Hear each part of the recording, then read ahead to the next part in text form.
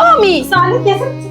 طب انا بحايلك والله وصالحك. غوري من وشي دلوقتي، كاتك القرف.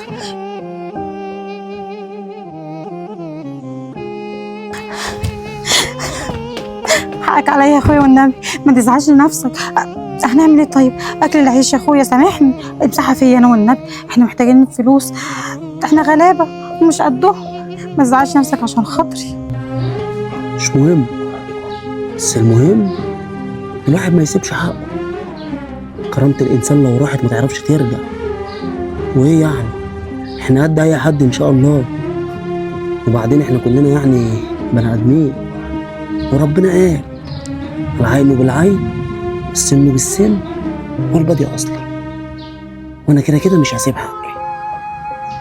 وكده كده أنت معايا إن أنت ما ينفعش تسيبي حق أخوكي يتبعتر كده في الأرض وتقعدي تتفرجي.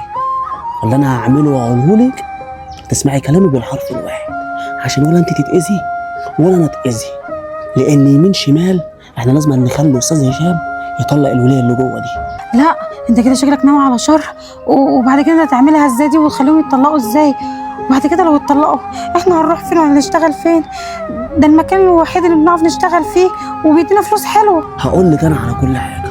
هما كده كده لما يتطلقوا استاذ هشام كويس، عمره ما هيرميكي في الشارع ولا هيرميني. احنا كده كده يمين شمال هنشتغل مع استاذ هشام، والست دي هتروح تترمي في الشارع، ودي اهم حاجه عننا.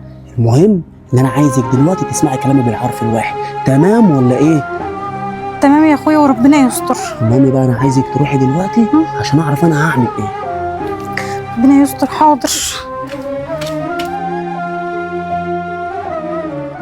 انت بتعمليها كده ليه؟